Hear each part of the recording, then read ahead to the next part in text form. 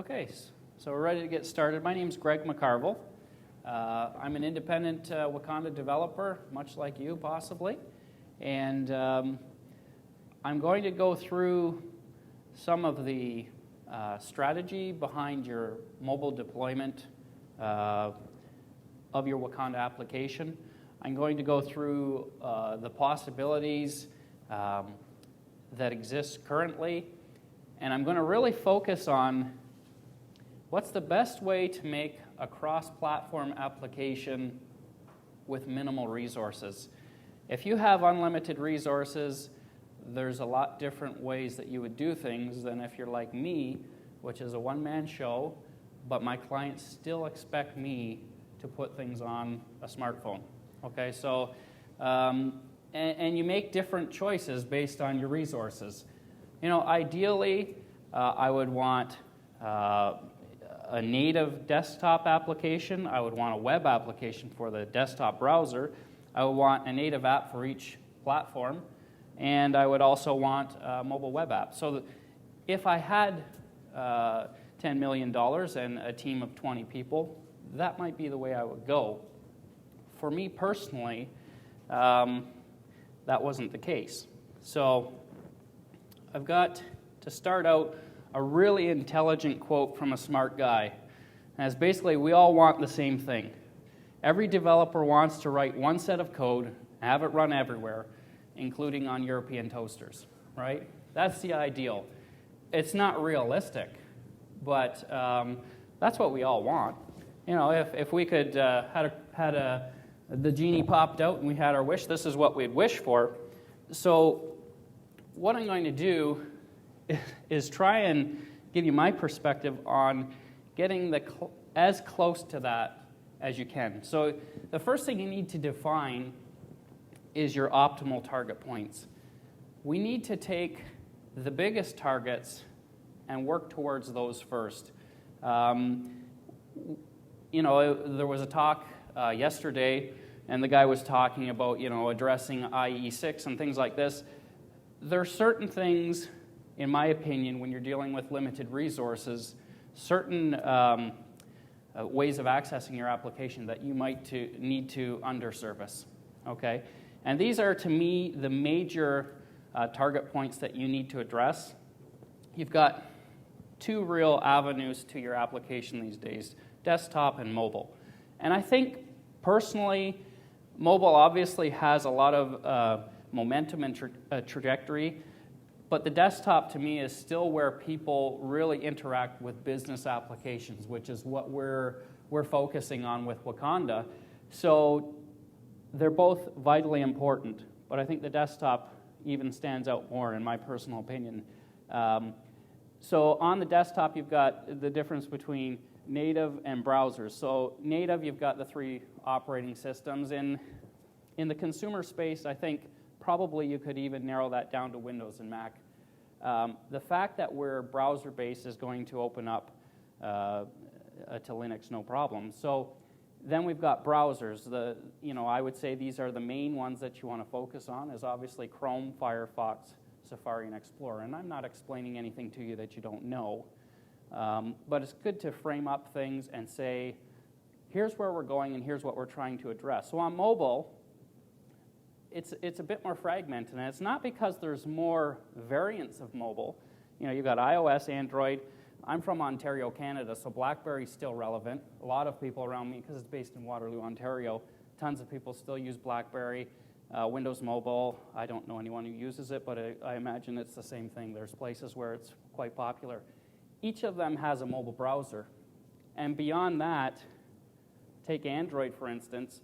Each version of Android is significantly different. I think iOS has a little bit more consistency going backwards. Android, not so much. So those are the optimal targets. And that's really, we want to cover as many of these as you can. If you could cover each one of these methods of accessing your application effectively, I think you've got it done well, okay? So what are the challenges? Each of those individual channels has individual technical needs, different operating systems. In particular, if you wanted to develop native desktop applications, you've got completely different operating systems you're dealing with. And for instance, 4D is a platform that was built to address the desktop side of the same problem. They're all moving targets, in particular in mobile. Things move so quickly. Your application can work fine one day, and a new version comes out, and you're needing to address these moving targets consistently. Vendors such as smartphone makers, they're kind of motivated towards lock-in. If you think about it, their idea is they want market share, so they want to grab the biggest piece of the pie they can.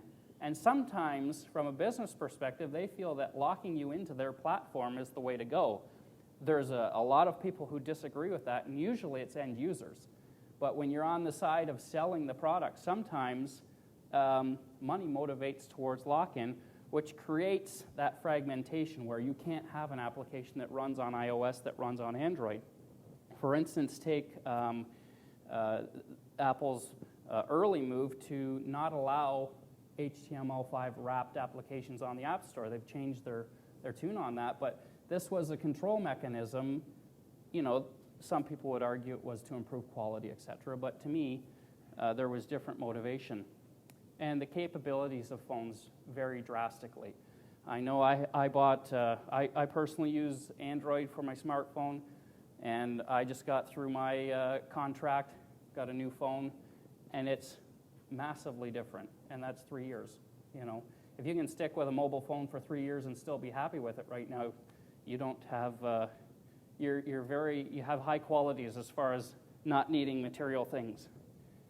So using web standards helps address a lot of these issues out of the box, because there's a tremendous amount of pressure on manufacturers of hardware and software to support web standards. So if we can build something that is web standards based as an entity with limited resources, a lot of the work of creating a cross-platform application has been done already.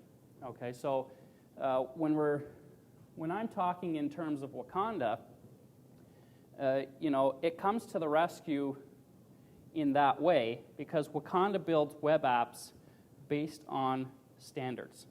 Your JavaScript, CSS, HTML5.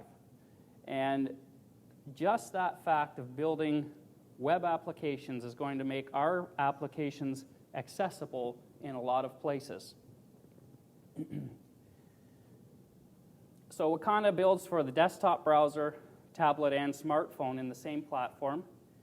And the interesting thing with Wakanda is the server side utilizes your same skills. So my background is not necessarily as a professional programmer. I know how to program to a degree, but I don't have a computer science degree or anything like that. So to me, when I was getting up and running with Wakanda, I've been going pretty heavy with Wakanda for about 6 months, I found the learning curve was much lower because I was only learning one set of technology, and it was working everywhere. I wasn't learning a different language on the server side, something for the middle tier, and something on the front end. It was all consistent, and those skills all translated. So what I'm going to do is I'm going to put together an interface that works across the desktop browser, mobile browsers, and tablet. And it's not going to be super fancy, but it's going to demonstrate to you exactly what's capable in a very short period of time. Now, just so I know, as far as familiarity with Wakanda, how many people would say that they have been very serious with it for 2 or 3 months? Okay. How many people are really just taking an initial look and you want me to go right from the beginning and explain everything? Okay. So I'm going to be very descriptive in what I'm doing. I'm going to take my time, and we'll see how we make, maybe, do you mind prompting me with time every once in a while so I don't have to look at it? we'll get as far as we can. We'll definitely get through this, but I want to also get into some different options that you can take with mobile. So what we're going to do first is we're going to go into Wakanday Studio. And you can't see that, so is there a reason this projector's... Anyways, I will shrink it. Okay, so we're going to be working in a very small space. So this is, as far as Wakanday, you've got two different things to understand here. You've got a solution, which can be made up of many projects, and that level takes care of what's called your directory, which is your user credentials and for security. Within a solution, you can have many projects. So I've created a project here called Multi for multi-platform.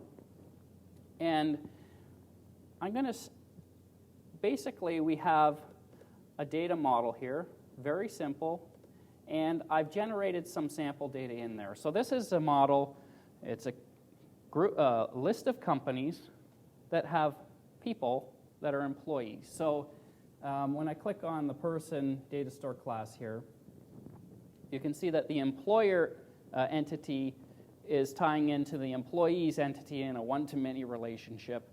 And I think I have 18 companies and 200 people that are randomly assigned to a company as an employee. Okay? So this is what we're going to work from. I didn't want to bore you with showing you how to type in data. Actually, I have a generation method, and that's one thing I would suggest you do when you get to a level where you understand how to do it. It's really useful to come up with a generic library for generating data. It allows you to get testing things a lot more quickly. So this is the model that we'll be working with. And I'm going to focus mostly on the client side. We're not going to do a lot of validation or anything like that.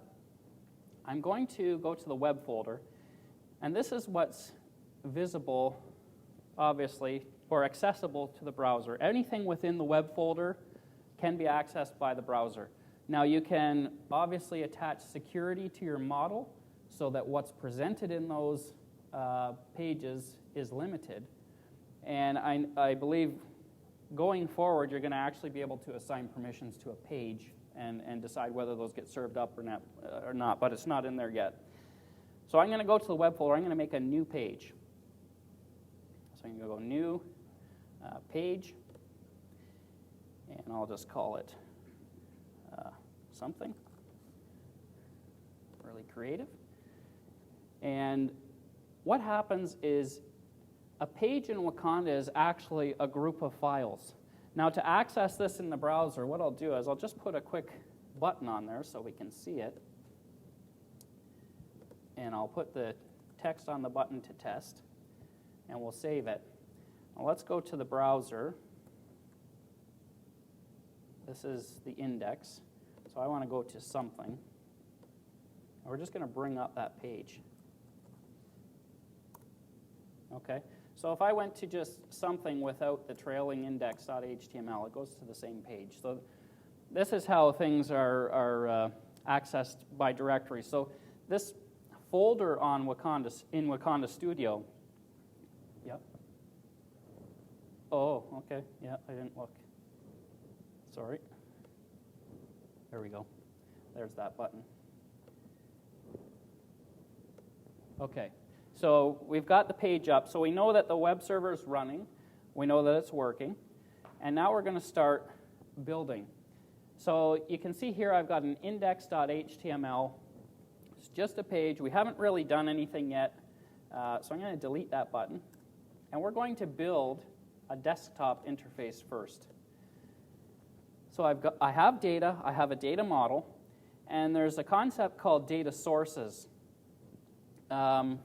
Data sources are your client-side interface to your data store classes on the server. So we have companies and employees. So we have client-side representations of those. You can see I'm in the model right now. Data sources is empty. So the first thing I'm going to do, you can create a data source in many different ways. One way is to just drag the model, the data store class, onto the interface page, and you can we'll generate a grid. And I'm going to take some of this out. We don't need it all. And let's create a grid. So now we have a grid. And to make this a real example, let's put a title on the page. This is a text widget, and it does just that. So we'll call this employee directory. And we'll make it a little larger. You can go to styles here. We'll put it 16, and we'll make it bold. So then layout in Wakanda is done like this. So I'll move this over a bit. It's relative to the page. You want to keep when you're doing like a rich internet application, you want to keep your layouts as flexible as possible when people resize their browser. You'd like it to look good for the person who has, the old school 800 by 600, well, maybe not that small, but, figure out what makes sense for you. I suppose it depends on the country you're from. There's different technologies. So you figure out your market, what you want to support, but you want to try and do your layout so that they do work for the people that you intend to use the application. Now, there's an area in here in the property, or in the styles, size and position, and this is important to understand, is how these constraints work.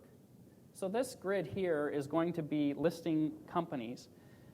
I basically want it to resize with the browser. So I'm going to specify which sides basically it sticks to. If the browser resizes, I want this one to resize with the window in all directions. So I'm going to select all 4, and now this will grow as the browser window grows. Next, I'm going to create what's called a relation attribute, which can be done up here. I'll go to relation attribute, and I'm going to take the company data source we just made, and I'm going to select the employees. And that makes a data source here. And basically what that did was, when you access the employees relation data source, it's only going to contain the employees that are part of that company by default. Okay? You could have made a data source directly from the model that would contain all people, but for this example, I only want the employees of that company because we're making an employee directory. So the other way you can use these data sources is you can just select the attributes that you want to display and drag them. Now I don't get the big long list. I only get a list. But this is a nice auto generation, so I'm going to choose grid, create.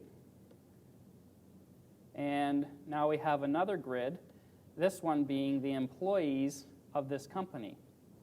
Now I'm going to specify the sizing on this a little bit differently. Just reminding myself what time I got till. Okay. This one, my goal is, if someone were to really enlarge this browser window, I want the one on the left to take up the most space. I want the one on the right to size vertically, because what I'm going to do next is I'm going to select a few more of these attributes from the employees data source, so the same data source. I'll skip full name because it has nothing in it. I'll do salary, birth date, and I'm not sure if photos are working or not. I don't think so. They didn't import properly. So let's take those. We're going to drag those over, and this time we're going to make a form. So we have a nice form. Just to make it look pretty, I'm going to make it the same width, and we're going to pull that down to the bottom. So now watch what I do with the layout to make it elastic and look very good on many different screen sizes. So it looks good in this particular context. That's kind of the look I want. But if it gets larger or smaller, the one that I really want to be elastic is the company list. I want this bottom form to just anchor itself to the bottom corner, the bottom right corner. So I go into Styles, and I'm going to select the 2 constraints, that I want it to stick with. So I haven't selected any opposing one, so the layout won't stretch. That will maintain its size and just float at the bottom corner. If you, this one, the employees list, I want to resize vertically, but stay to the right. So I'm going to select the right. I'm going to deselect the opposing side so it will not stretch. And I'm going to select the bottom so we have an opposing constraint here. It will resize. So what we're going to do is we're going to run this, and I'll show you the layout as it works. Sorry, I didn't want it to go up there. So we'll just go out a full screen here. And you probably can't see that very well. So I'm going to go really small and resize it a bit. So watch the dynamics of this layout here. So you see how it's resizing the company list, presenting a lot of data there. The employee list is up and down because that's how we specified it, and the form simply sticks in the bottom. Okay, and this is all, this is very much default behavior on Wakanda. All of this is read-write. You can do whatever you want. I can add a new employee. It will assign it to the correct company. As you click through, it's changing the employees to be the ones that are related to that company. So this is the really gratifying part of Wakanda, is you can get a lot of functionality out of the box and be happy with yourself. Of course, you're going to want to customize interface in that as you go and develop your skill set. So I'm going to call that a finished desktop browser app. I know it's not, but let's pretend we're good on the desktop. We're ready to go. Now we want to address the mobile. So what we do is, in our interface page, what we're going to do is we're going to create versions. So if you go to this button up here in the top right, we can create a tablet version. So this is a tablet version of that same something page.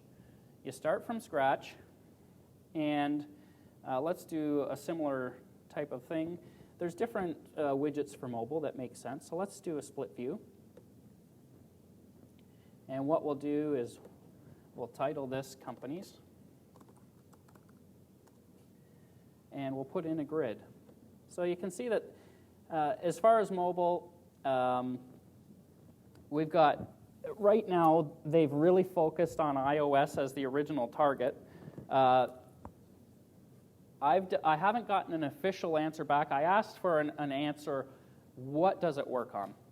And the answer is iOS right now.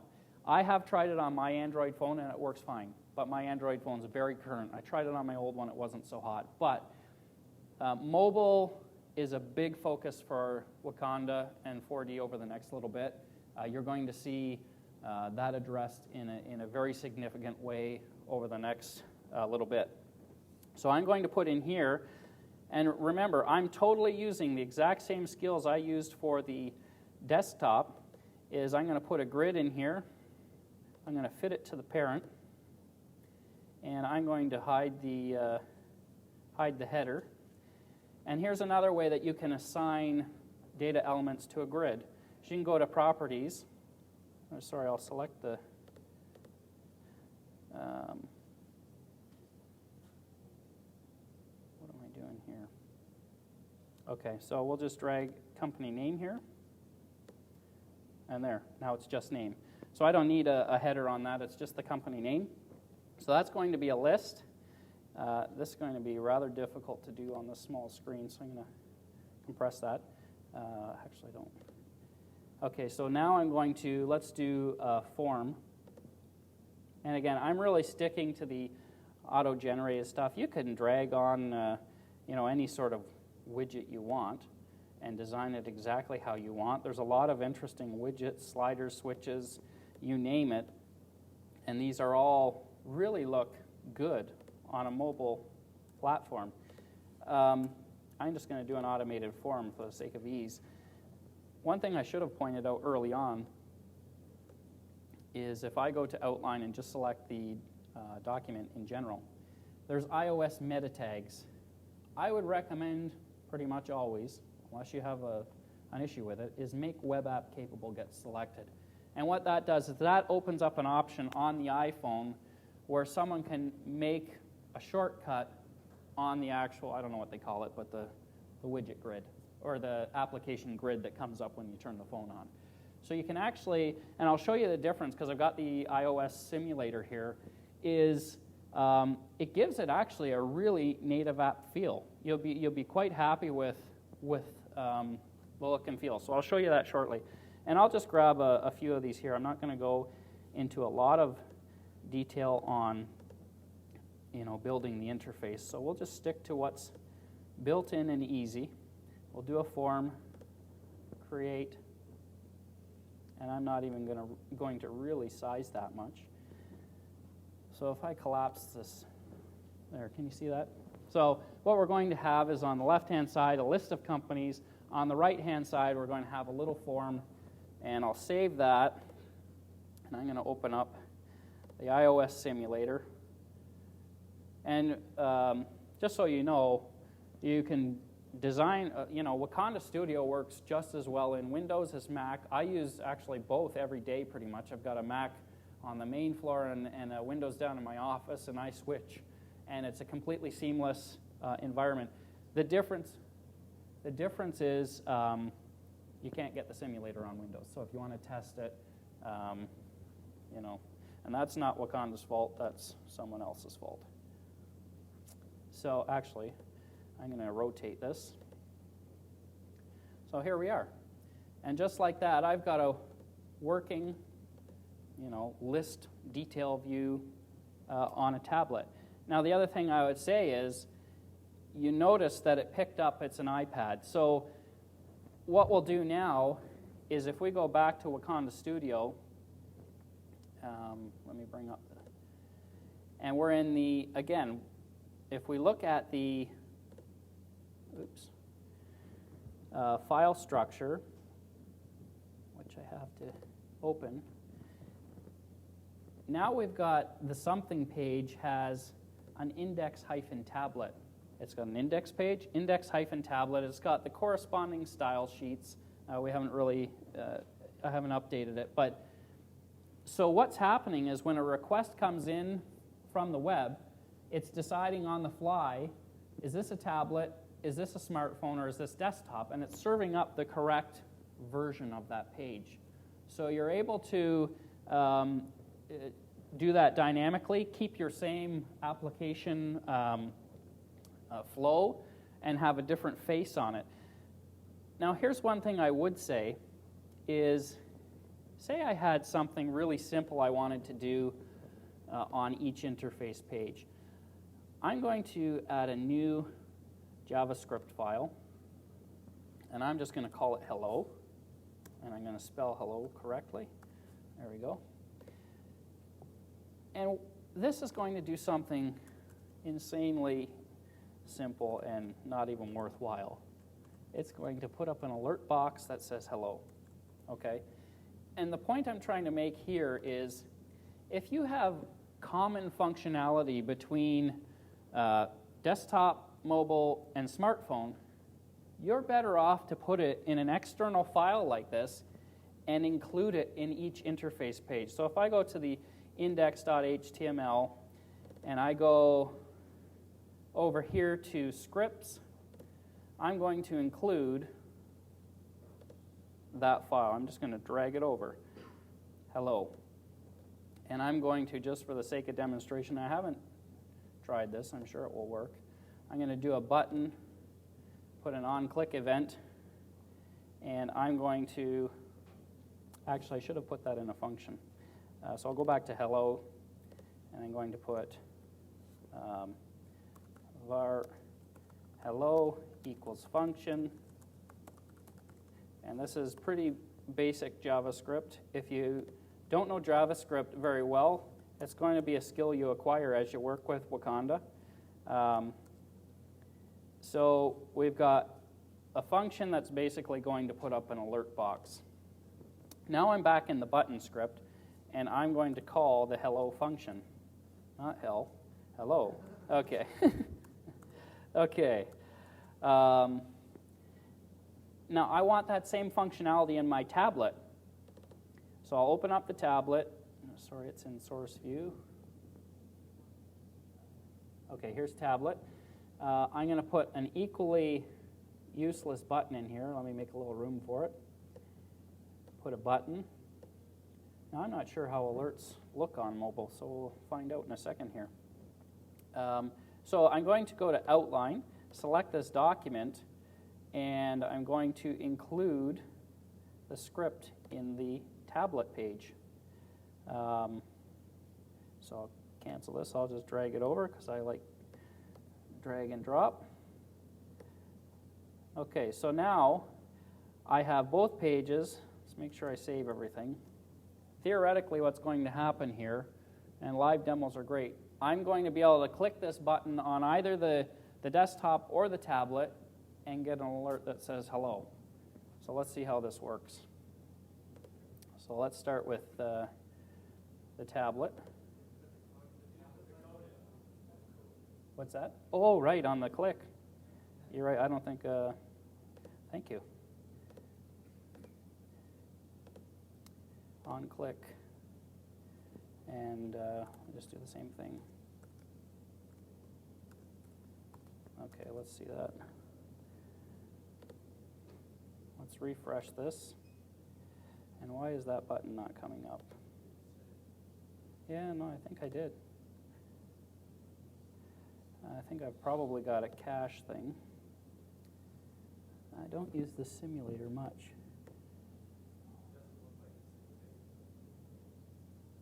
Yeah. So let's try switching this, and maybe it will refresh for me. And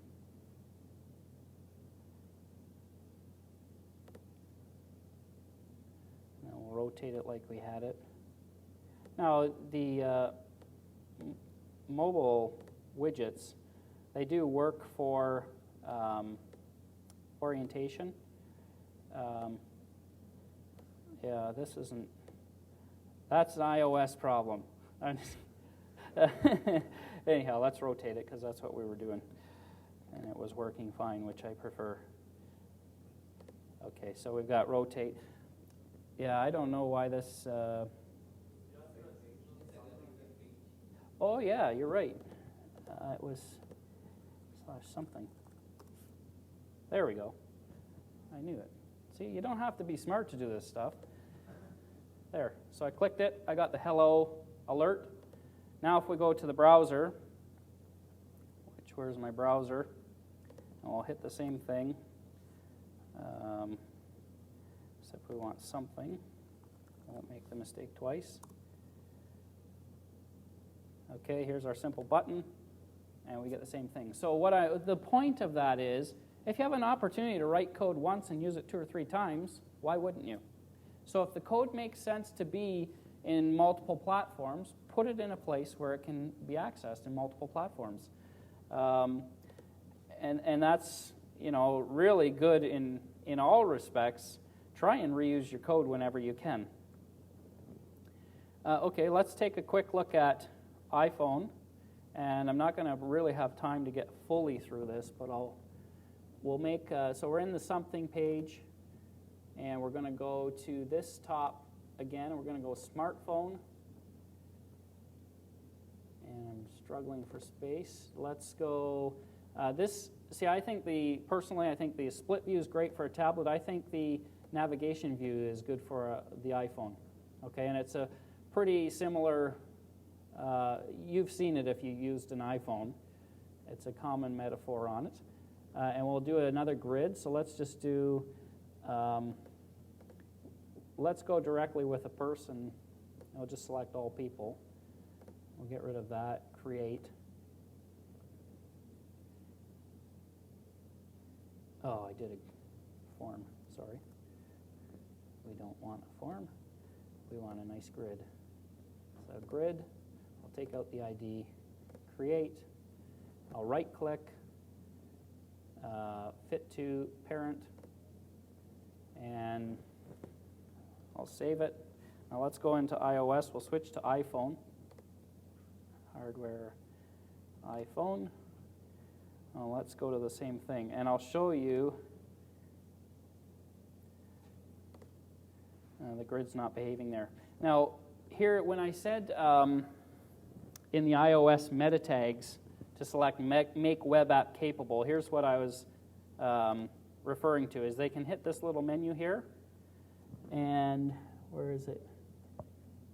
Did I hit the right menu? What's that? Oh, there you go. And you can name it what you want. Let's just leave it that.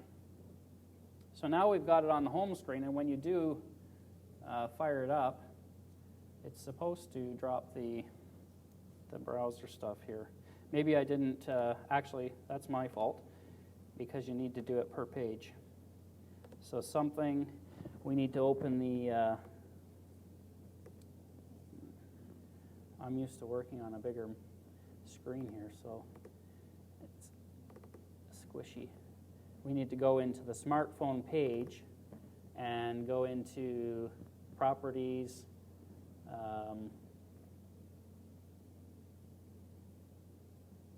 where's the iOS? Maybe that's,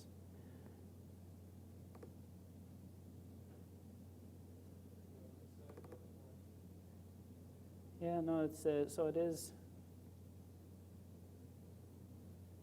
Properties. So let's go into smartphone. Okay, here we are. So you have to set this iOS meta tag per page. So make web app capable. I'll save that. We'll go back to simulator quickly here. I'll refresh. Now we'll go add to home screen. I'll make it a different name. There we go. Now you're full screen. I don't know what's up with the grid there, but I think it's because I included photos. There's a little issue if you include images. But you've got a full screen, nice native feeling application, and that navigation widget, you can click and it'll slide to the next screen just like you're used to in a native iOS. So I think personally, like as an independent business owner, this solves the problem until I get to the point where I can justify further development. Now, if we go back to the slides, I've got a little bit of time so I can cover this, there's also, so Wakanday builds web apps, is you can go different ways. You don't have to go directly to fully native mobile applications. There's different offerings that offer a hybrid that would leverage a lot more of your skills to provide a native app. And why would you want to provide a native app? A big one is, this slide doesn't look so hot, is there's a lot of marketing opportunity with app stores. And that's a great place for you to sell your application, or in a situation like I'm planning to do, I'm a subscription-based model. It's a great way to expose my product to people. I would offer the mobile app for free, but you would need a subscription to actually have data in it. So there's different platforms. The two big ones, we'll get to questions, so I didn't save my slides. There's two, in my opinion, two main players as far as cross-platform native app development, and it's PhoneGap and AppCelerator Titanium. And largely, to a beginner, they probably do the same thing, but they do things a little bit differently.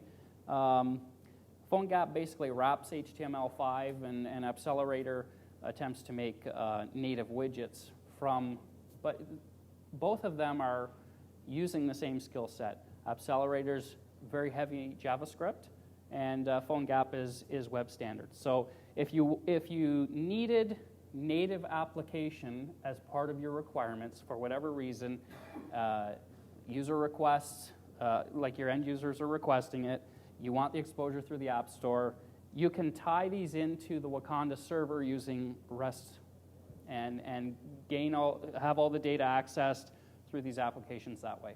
Okay? So I think I'm done. Be happy to take any questions if anyone has any.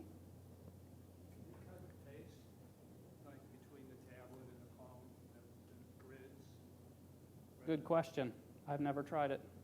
So sorry, I can't answer that one. What do you mean by REST? I mean, I know what REST is, but where does REST fit into? Well, it's a standard way to communicate data. And for me, if I can piggyback on other people's work, I will. So generally speaking, and again, this is something that I'm currently investigating, is the choice that I've made for my situation is Appcelerator, and they provide quite easy access to REST. Wakanda provides me a built-in REST server, so why wouldn't I go that way, is the way that I look at it. Okay? Instead of Wakanda's data store? No. REST is the in-between. So if you're talking, you've got your mobile application in, say, Appcelerator, and you've got your Wakanda server, there's a way that it needs to communicate to get the data between those two, and that's REST. Okay? What's happening to the web page when you are checking that box that says make web app manager? That's something in iOS.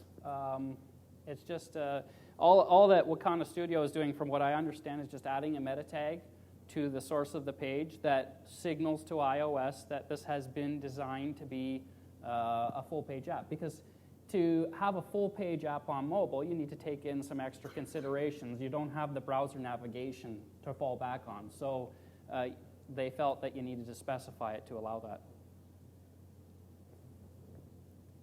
So as an independent developer, Yep. how many real apps have you developed using this platform? I'm in the middle of my first real app right now. I took about 5 or 6 months really getting up to speed. My background is I'm a realtor, okay? And I have a background in technology way back, but that's even before CSS. So a lot of it was plumbing in my brain to get myself up to speed, but I think I'm relatively good at doing self-assessments. I would call myself an intermediate level JavaScript person right now, and I'm able to be quite productive in Wakanda. So, but one of the talks I did earlier was the application that I'm building, and I'm getting a good chunk of the way there. I will have definitely beta users before the end of the year. So, and it's going to be a pretty full-featured CRM.